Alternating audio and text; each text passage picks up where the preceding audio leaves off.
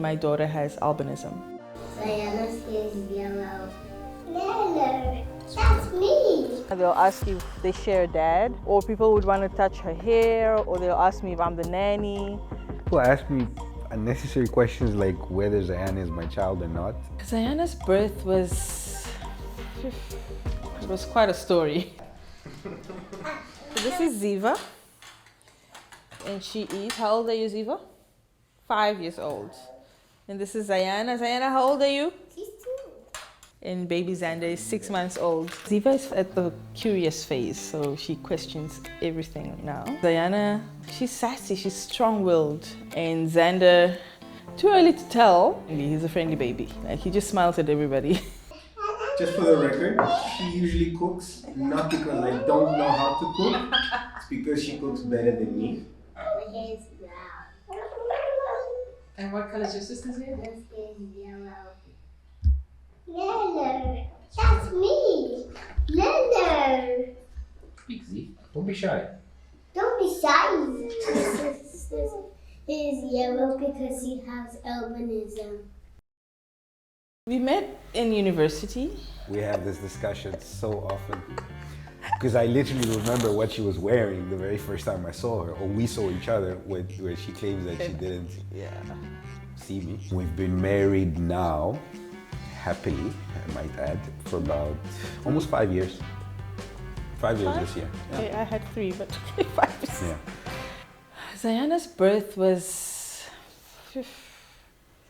it was quite a story. I had COVID at the time. He had just lost his mom, so we weren't together. He went to Angola to be with his family. So I didn't think much of it when they showed her to me. And because I had COVID and she came early, they separated us. I went into isolation, and then they took her into an incubator. They eventually started showing her to me on a monitor. And I was like, okay, this baby really has yellow hair. I was told that she had albinism. They had to test to make sure, and it was quite surprising. And I woke up, I think, with a picture, and it didn't make much of the skin, because Ziva was also born with very light skin and then eventually darkened a bit. Yeah, so I just thought the light hair was dirt. I actually remember constantly telling you she has albinism, and you're like, okay, yeah, okay. Yeah, so the doctors were quite helpful in just telling us what we need to kind of look out for. We also joined NOAA. NOAA is, I think it's National Association of Albinism in people with hyperpigmentation. And they sent us a package and then a book which was titled Raising a Child with Albinism. And that helped. I think I still have it somewhere in the house. Is it not with you? You were meant to read it next. yes, it's with me.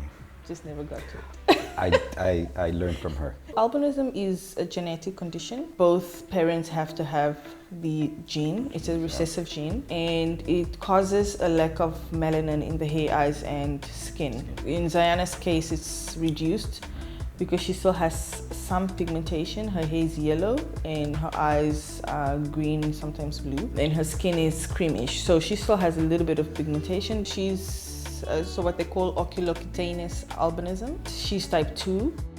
I do videos so that I can create awareness about albinism because I realize that people are actually a bit ignorant about it.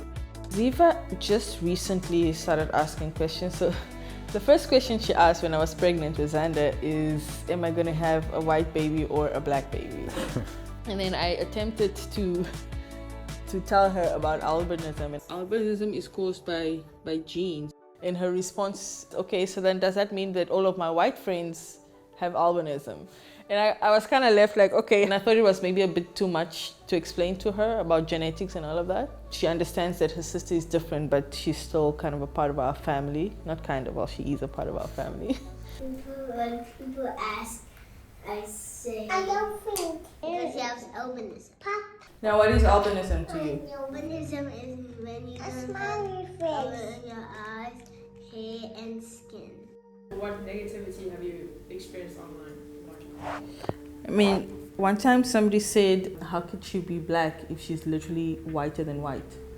And yeah, it was just, again, one of those moments where you have to educate people. A lot of people have come out and said they actually didn't know, and they really appreciate me doing these videos because they can learn.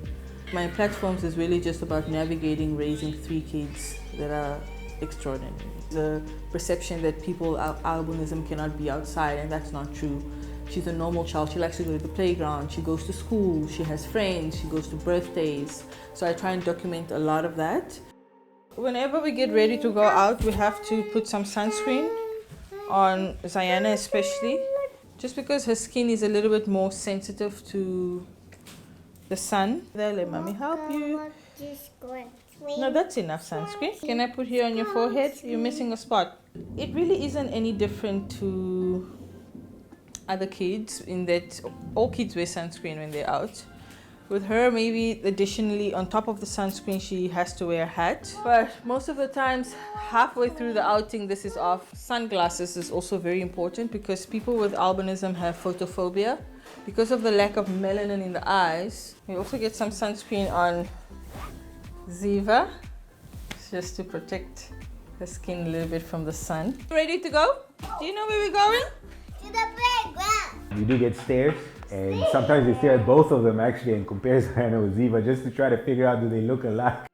Every opportunity is an opportunity to educate, right? He doesn't get a lot of it because I do the outdoor activities with him a lot. So I always come back to him and say, oh, this person said this and that, and he'll be shocked because he doesn't get a lot of it. Well, when people ask me unnecessary questions like whether Zana is my child or not, so in the beginning it was really get my nerves, but I would never necessarily react to it. I would always just politely explain that yes, it's my child. So what negativity have you experienced when you've been out in public? So it's mostly been curious questions more than negativity. And I don't think people realize it comes out as ignorant or negative, but I think it doesn't come from a bad place. So I'll get questions around, is her dad white? Especially if I'm not with my husband. Or if I'm with Ziva and Zana, they'll ask if they share a dad. Or people would want to touch her hair, or they'll ask me if I'm the nanny. It happens so quickly. And then people just don't know how to act, and I don't know how to act. Or people make remarks about, oh, I really wanted a child with albinism, but I didn't get one. I'm not realizing that it's genetic, you know. My hope is really that she grows into a confident young girl, but also that she doesn't let comments get to her. She's a very vibrant, very lively child. I wish that she stays as happy as she is right now. Yeah, we could consider ourselves blessed.